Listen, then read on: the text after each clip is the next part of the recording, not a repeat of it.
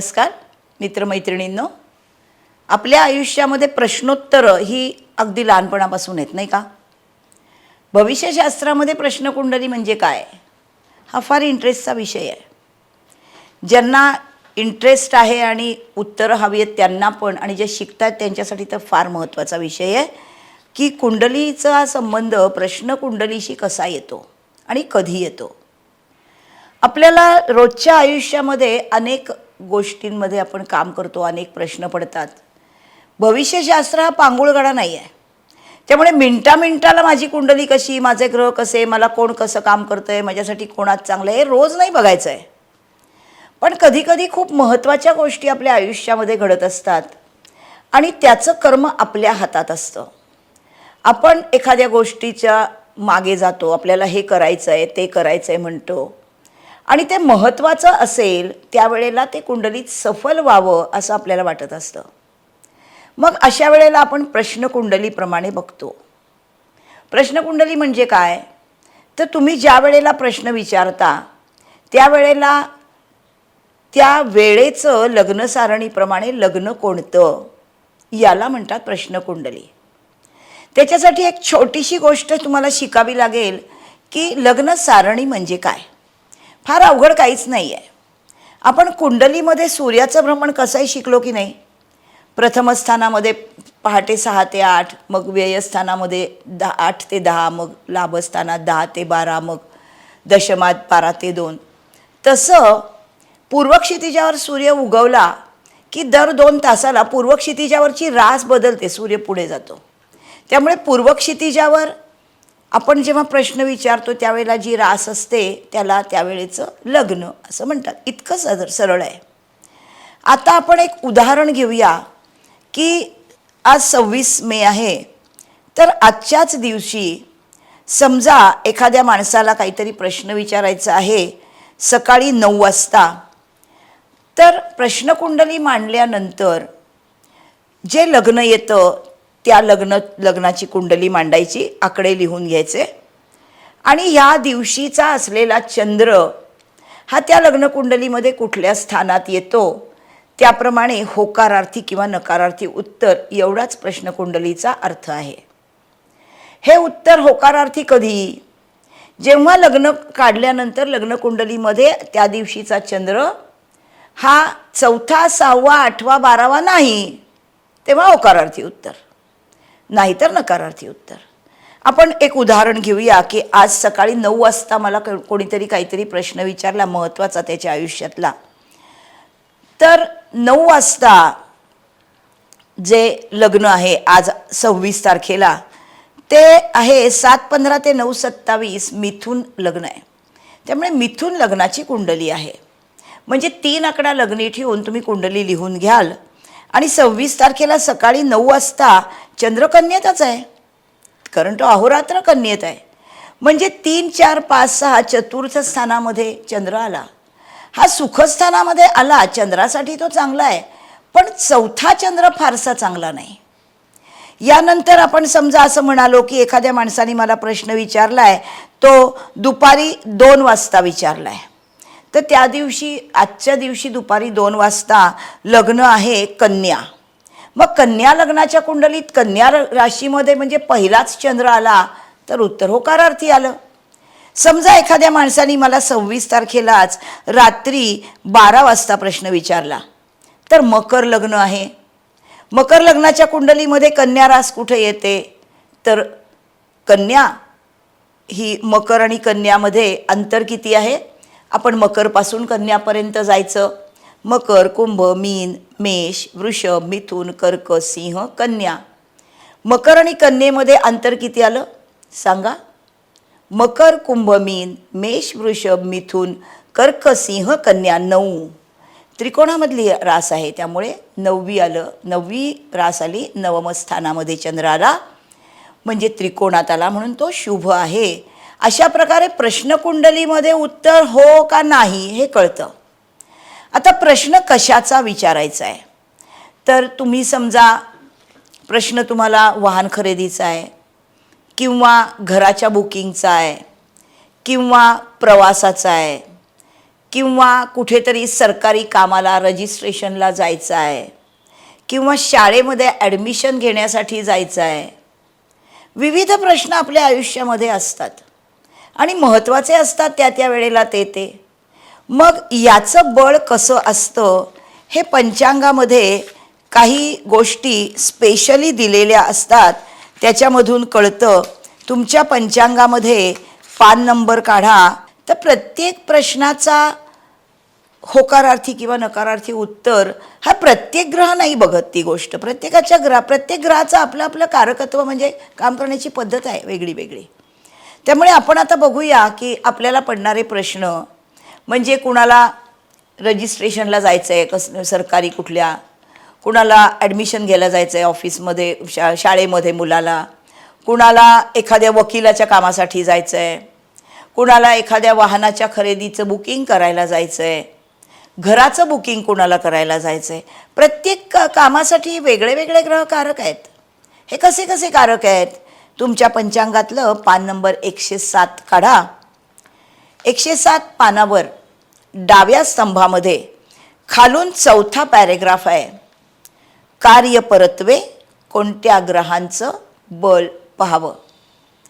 पान नंबर 107 डाव्या स्तंभामध्ये खालून चौथा पॅरेग्राफ आहे. कार्यपरत्वे कोणत्या ग्रहांचं बळ पाहावं. पहिलं आहे रवी. रवी हा राजा आहे, रवी हा रूलर आहे. त्यामुळे रवीचं राजदर्शनकाली याचा अर्थ सरकारी कामांसाठी रवीचं बळ पहा. बळ पहा म्हणजे काय करा, तुमच्या चंद्रापासून रवी शुभ आहे का बघा. रवी केव्हा शुभ असतो? तुमच्या चंद्राचं, तुमचा चंद्र ज्या राशीमध्ये आहे तिथून रवीचं स्थान 3रं, 6वं, 10वं, 11वं असेल तर रवी तुमच्यासाठी चांगला आहे. समजा तुम्हाला काम करायचं आहे, तुमच्या मुलामुलींचे कुणाचे तरी विवाहाचं पक्कं करायचं आहे. विवाह बघून झालं आहे मुलगा मुलगी एकमेकांना, आता तुम्हाला विवाहाची तारीख पक्की करायची आहे. तर या मुलांचा विवाह आत्ता होईल का याच्यासाठी गुरुचं बळ असणं आवश्यक आहे दोघांनाही. गुरुचं बळ म्हणजे काय, तर चंद्रापासून गुरु 2रा, 5वा, 7वा, 9वा, 11वा असेल. चंद्रापासून गुरु 2रा, 5वा, 7वा, 9वा, 11वा असेल तर गुरुबळ आहे. बघून घ्या बळ आहे का गोचरीच्या गुरुप्रमाणे. समजा एखाद्या माणसाला काहीतरी कुठल्या तरी कोर्ट केससाठी तयारी करायची आहे वकिलाबरोबर, युद्ध कार्यासारखं कार्य आहे, तेव्हा मंगळाचं बळ बघा. तुमच्या चंद्रापासून म्हणजे तुमच्या राशीपासून मंगळ 3रा, 6वा, 10वा, 11वा. रवी पण असाच 3रा, 6वा, 10वा, 11वा असेल तर त्या दिवशी तुम्ही ते काम करायला हरकत नाही. जर समजा तुम्हाला एखाद्या गोष्टीमध्ये शास्त्राचा अभ्यास शिकायचा आहे किंवा तुम्हाला संगीत कलेसाठी ॲडमिशन घ्यायची आहे गाण्याच्या क्लासमध्ये किंवा वाजवण्याच्या क्लासमध्ये, तर बुधाचं बळ आवश्यक आहे.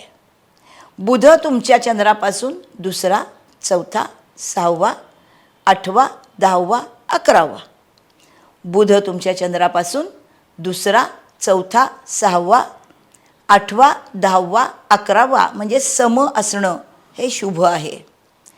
समजा तुम्हाला कुठेतरी प्रवासाला निघायचं आहे, प्रवासाचा कारक शुक्र, चांगल्या वाहनाचा कारक शुक्र. शुक्र तुमच्या चंद्रापासून हा सर्वात मोठा शुभग्रह आणि ऐहिक सुखांना महत्त्व देणारा ग्रह असल्यामुळे तुमच्या चंद्रापासून 1ला, 2रा, 3रा, 4था, 5वा, 8वा, 9वा, 11वा, 12वा इतक्या वेळा शुभ परिणाम देतो. परत एकदा ऐका, तुमच्या चंद्रापासून गोचरीचा शुक्र 1ला, 2रा, 3रा, 4था, 5वा, 8वा, 9वा, 11वा आणि 12वा असेल तर तुम्हाला त्या दिवशी वाहन खरेदीच्या गोष्टींसाठी बघण्यासाठी शोरूममध्ये जायला अजिबातच हरकत नाही. शनीचं काम काय आहे, तर शनी हा मंत्र दीक्षा ग्रहण म्हणजे काहीतरी कठीण गोष्ट तुम्हाला शिकायला जायचं आहे, खूप श्रम करायचे आहेत, तर शनीचं बळ पहा. शनी 3रा, 6वा आणि 11वा तुमच्या चंद्रापासून चांगला असतो. कितवा? 3रा, 6वा आणि 11वा शनी तुम्हाला चांगला असतो. आणि चंद्राचं बळ तर सगळ्या कार्यांसाठी महत्त्वाचं आहे. म्हणजे जी गोष्ट बघायची आहे ना तुम्हाला, जे काम बघायचं आहे ना, तेव्हा चंद्राचं बळ बघा आणि त्याच्या कारग्रहाचं बळ बघा, दोन्हीचं बघा. चंद्राचं बळ चांगलं कधी? तुमच्या चंद्रापासून गोचरीचा चंद्र 1, 3, 6वा, 7वा, 10वा आणि 11वा. चंद्रापासून चंद्र 1, 3, 6वा, 7वा, 10वा, 11वा असा क्रमाने असेल तर तो चंद्र तुम्हाला त्या दिवशी शुभ आहे. चंद्राचं बळ सर्व कार्यांसाठी पाहावं. अर्थात आपण प्रश्नकुंडली म्हणजे या गोष्टीचा प्रश्न पाहायचा ज्याचं आहे ठरवलं की त्याच्यानंतर त्याचं बळ आपण गोचरीचा ग्रह आपल्या चंद्रापासून पाहिला, तो लिहून ठेवला की परत आपल्या पंचांगाच्या पानाकडे या, पान नंबर 36वर. तुम्हाला कुठल्या ग्रहाचं बळ पाहायचं आहे गोचरीने हे पाहिलं आहे. आता परत पान नंबर 36वर यायचं आहे, कारण तुम्हाला परत प्रश्नकुंडली काढणं भाग आहे. प्रश्नकुंडलीमध्ये शुभ आलेला असेल आणि त्या ग्रहाचं बळ असेल तर तुम्हाला त्या विवक्षित कामासाठी जाता येईल. जर प्रश्नकुंडलीमध्ये चंद्र 4, 6वा, 8वा, 12वा नसेल आणि चंद्राचं बळ चांगलं असेल आणि गुरुचं बळ चांगलं असेल, विवाह ठरवण्यास जा. चंद्राचं बळ चांगलं असेल, प्रश्नकुंडलीप्रमाणे चंद्र शुभ असेल, शुक्राचं बळ चांगलं असेल, वाहन खरेदीसाठी जा. चंद्राचं बळ चांगलं आहे, प्रश्नकुंडलीत चंद्र शुभ आलेला आहे आणि रवी चंद्रापासून 3, 6वा, 10वा, 11वा गोचरीचा आहे तर सरकारी कामांसाठी जा, रजिस्ट्रेशन करा. असं तुम्हाला पंचांगावरून सहजरित्या बघता येतं. याच्याशिवाय अजून एक पेज मी तुम्हाला सांगणार आहे की जिथे तुम्हाला राहू काळ बघायचा असतो. तो रोजच्या वेळेला, रोजच्या दिवसामध्ये तो 1.5 तासाचा असतो आणि हा राहू काळ या प्रत्येक कामासाठी महत्त्वाचा असतो. आता आपण बघूया सगळ्या प्रश्नांसाठी राहू शुभ आहे का? राहूचा अशुभ काळ आपल्याला दिलेला असतो पंचांगात, पान नंबर 107वर. आपण प्रश्नकुंडलीप्रमाणे शुभ पाहिलं, उत्तर हो आलं. मग आपल्याला समजा शाळेमध्ये ॲडमिशन घ्यायला जायचं आहे तर आपण बुधाचं बळ पाहिलं, ते पण शुभ आलं. चंद्रही त्या दिवशी शुभ आहे. तर ह्या ॲडमिशनसाठी ज्या दिवशी आपण जातो त्या दिवशीप्रमाणे, समजा त्या दिवशी गुरुवार आहे, आपल्याला ॲडमिशन घ्यायला जायचं आहे, तर इथे पान नंबर 107वर राहूचा अशुभ काळ दिला आहे. उजव्या स्तंभावर शेवटचा पॅरेग्राफ, त्याच्यामध्ये दिला आहे रोजचा राहू काळ. त्यात दिला आहे गुरुवारी दुपारी 1:30 ते 3. म्हणजे तुम्ही गुरुवारी तुमच्या ॲडमिशनचं काम करायला दुपारी 1:30च्या आधी जा किंवा 3च्या नंतर जा, म्हणजे तुमचं काम नक्की होईल. राहू काळ हा महत्त्वाचा असतो प्रत्येक कामाच्या वेळेला. एवढं ढोबळ मनाने पाहता येतं तुम्हाला, पंचांगामध्येच दिलेलं असतं सगळं की आपण हे काम करायला जावं का, आपलं आत्ता होईल का. अर्थात तुम्हाला वाहन खरेदी करायची आहे, घर खरेदी करायचं आहे, लग्नाचा योग पाहायचा आहे, परदेशी प्रवासाला जायचं आहे, तर ह्या गोष्टी काही 10-20 रुपयाच्या इतक्या कमी पैशात होणाऱ्या गोष्टी नाही आहेत किंवा जोखीमच नाही अजिबात, अशा नाही आहेत. हे प्रश्न जोखमीचे आहेत, महत्त्वाचे आहेत, आयुष्यामध्ये काहीतरी त्याला वेगळा वेटेज असणारे प्रश्न आहेत. त्यामुळे हा प्रत्येक प्रश्न आपण कसा बघायचा हे आपण बघणार आहोत. आत्ता तुम्हाला जी मी प्रश्नकुंडली, प्रत्येक ग्रहाचं महत्त्व, परत राहू काळ कसा, प्रत्येक ग्रह गोचरीने कितवा आला की शुभ आहे, हे तुम्हाला मी सांगितलं आहे. हे तुम्ही जरा नीट व्यवस्थित अभ्यासा. पुढच्या एपिसोडची वाट पहा. आपण घेऊया एक मोठा प्रश्न जो तुमच्या आयुष्यात काही ना काहीतरी वेगळं बळ घेऊन येतो. तुम्हाला परदेशी शिक्षणाला जाता येईल का, परदेशी प्रवास करायचा म्हणजे तो काही छोटा मोठा प्रवास नाही, पैसे खूप लागतात, तर ते मी करू का. अशा प्रश्नांसाठी आपण काय बघायचं हे आपण पुढच्या एपिसोडमध्ये बघूया. तोपर्यंत बाय बाय.